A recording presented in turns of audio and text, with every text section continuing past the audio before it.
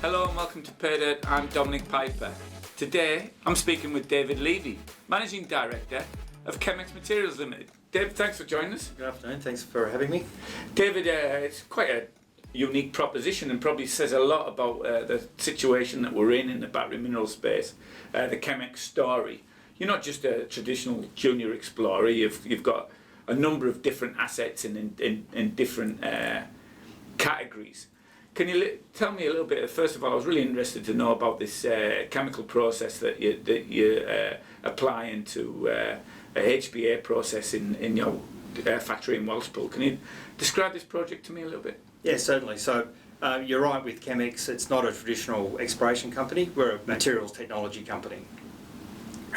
So our focus is very much on producing materials as far up the value chain as is economic to do.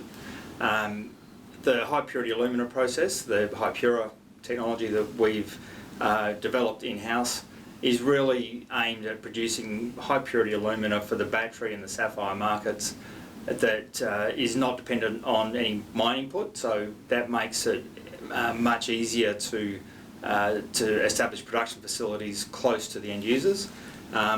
It's scalable, so we can start off relatively small and grow as demand grows. And it's also modular, so as you know, a lot allied to not having been tied to a mining operation, we can have production where it needs to be put. So why have you identified this high purity alumina market as an attractive one for a company like ChemX? There's a couple of reasons. Firstly, just the growth outlook. So high purity alumina is used in the separator in lithium batteries, and with the growth in EVs, the demand for batteries and therefore the demand for high purity alumina is forecast to grow very, very strongly, and we've seen it over the last few years, and I think with the growth in the number of gigafactories in Europe and the US, and China obviously still leads the way, the demand growth profile for the next 5-10 years is going to be extraordinarily strong. So we see ourselves as being a key part of that development and being able to grow in those areas where the demand is going to be greatest. So that's the key focus. The other key market for high purity alumina is in the synthetic sapphire market, which is primarily used in LEDs and semiconductors and some optical equipment. Again, they're growing very strongly, so that gives us two markets to really focus on as far as the high purity alumina market goes. And how do you penetrate the markets? How can ChemX start from nothing and insert itself into those markets?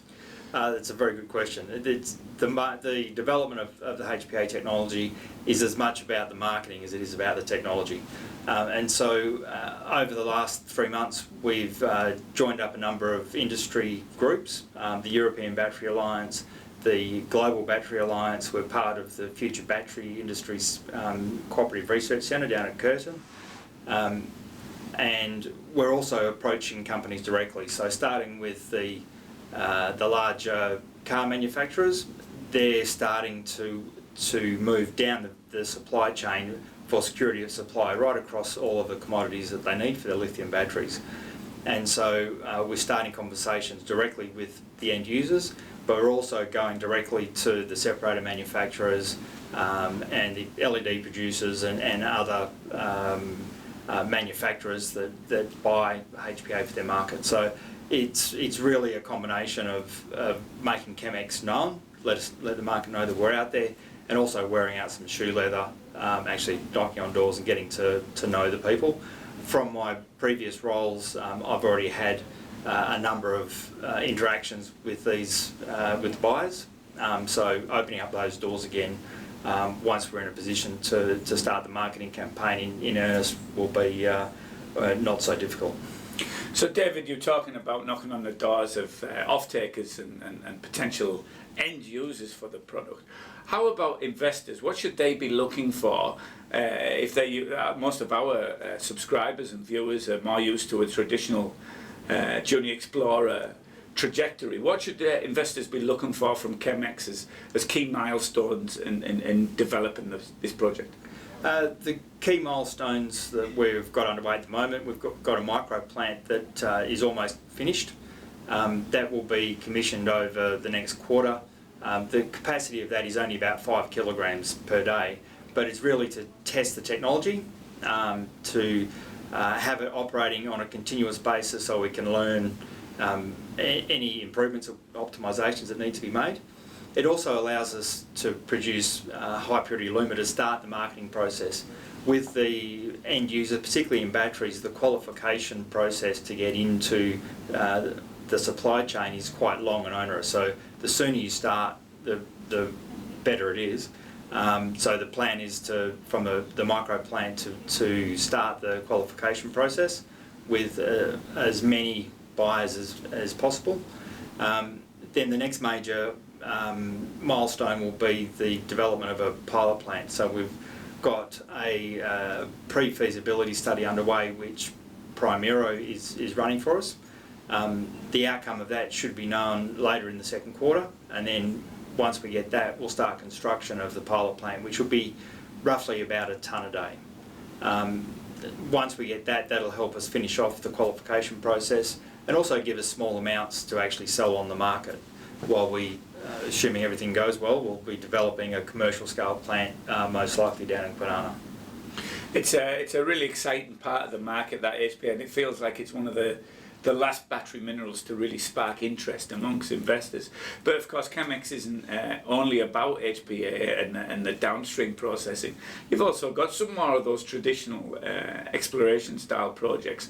Particularly, I'm thinking about the Jameson Tank Manganese Project in South Australia. Can you tell us a little bit about, you just started some maiden exploration work there? Yes, so we've got 2 exploration tenements on the Eyre Peninsula in South Australia. The Jameson Tank Manganese Project has been identified as having a very high potential of developing a cathode grade manganese material.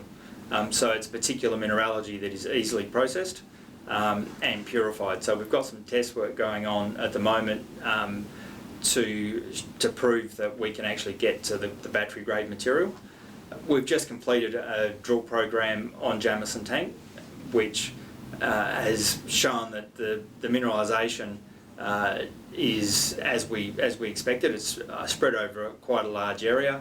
There are pockets of what appear to be high grade. We're getting the assay results back over the next probably 4 to 6 weeks, potentially longer. But also importantly from that, we've got quite a sizable material to continue the test work to develop the cathode grade material. Could that be key then to a manganese project, is being able to, rather than just finding the grade or the tonnage alone, be able to find a affordable pathway towards producing a cathode product?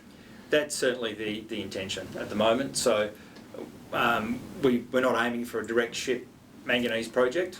It's really focused on the processing to the point of being a cathode grade material. So that would be the first process or the first plant in Australia if it actually got up and running.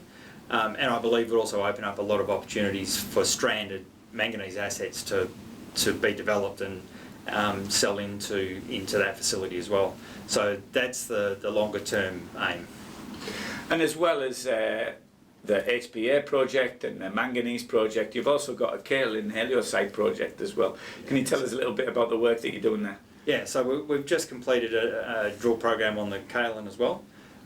It was very successful.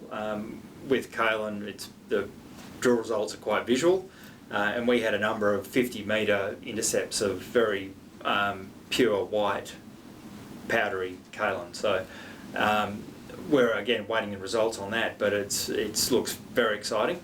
The other curveball that we've been thrown, which is definitely a positive, is that there's been a regional discovery of rare earths, ionic rare earths in Kailin, and some of those deposits cross over onto our tenements.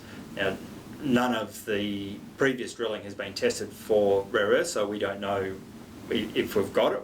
We can't say that, but we're certainly getting the drill samples assayed for rare earths. It's been found to the east and to the west and to the south of us, and we're sitting bang in the middle. So we're very confident that we'll find something, but the assay results will be the tell on that one. It's certainly rare earths is just another element in the entire battery and critical minerals area, which is growing in interest for investors. David, thanks very much for joining us today. Hopefully you can come back again in a couple of months and let us know about the updates of both at the HPA plant and also on the exploration projects as well. No, I look forward to it. Thanks for your time.